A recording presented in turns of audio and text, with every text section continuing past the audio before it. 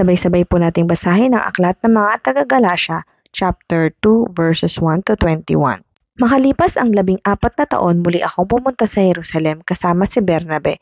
Isinama ko rin si Tito. Bumalik ako sapagkat inihayag sa akin ng Diyos na dapat akong pumunta doon. Nakipagpulong ako ng sarilinan sa mga kinikilalang pinuno ng iglesia at inilahad ko sa kanila ang magandang balitang ipinapangaral ko sa mga hintil. Ginawa ko ito dahil ayaw kong mawalan ng kabuluhan ang aking ginawa at ginagawa pa. Kahit na isang Griego ang kasama kong si Tito, hindi nila pinilit na magpatuloy ito kahit may ilang nagkukunwaring mananampalataya na nagtangka ng gayon.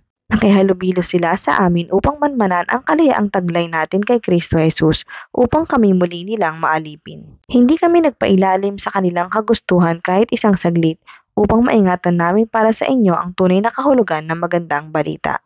Ngunit walang idinagdag sa aking ipinapangaral ang mga kinikilalang pinuno. Hindi mahalaga sa akin kung sino man sila, sapagkat walang itinatangi ang Diyos.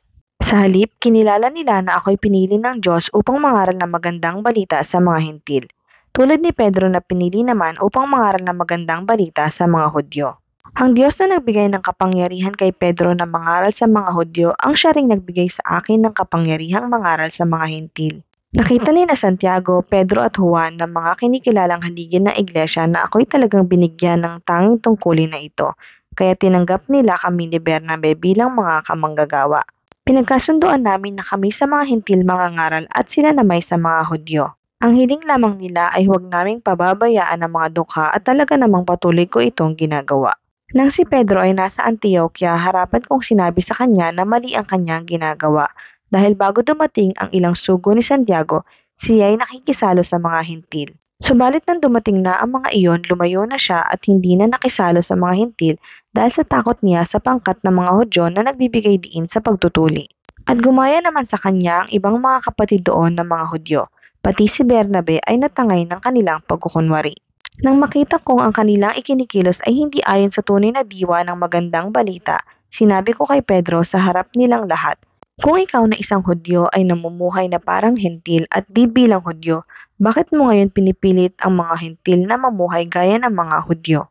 Kami pinanganak na Hudyo at hindi makasalanang hentil. Gayunman, alam naming ang tao ay pinawalang sala dahil sa pananampalataya kay Hesukristo at hindi dahil sa pagsunod sa kautusan. Kaya't kami rin ay sumasampalataya kay Kristo Jesus upang mapawalang sala sa pamamagitan ng pananampalataya sa Kanya at hindi sa pamamagitan ng pagsunod sa kautusan. Sapagkat ang tao ay hindi pinawalang sala dahil sa pagsunod sa kautusan. Ngunit kung kaming nagsisikap na mapawalang sala sa pamamagitan ni Kristo ay matagpo ang makasalanan pa, nangangahulugan bang si Kristo ay tagapagtaguyod ng kasalanan? Hinding-hindi. Ngunit kung itatayo kong muli ang winasa ko na, ipinapakita kong makasalanan nga ako. Ako'y namatay na sa kautusan sa pamamagitan rin ng kautusan upang ngayon mabuhay para sa Diyos. Namatay na ako kasama ni Kristo sa krus. Hindi na ako ang nabubuhay ngayon kundi si Kristo na ang nabubuhay sa akin. At habang ako'y nabubuhay pa sa katawang lupa, mamumuhay ako sa pananalig sa anak ng Diyos na umibig sa akin at naghandog ng kanyang buhay para sa akin.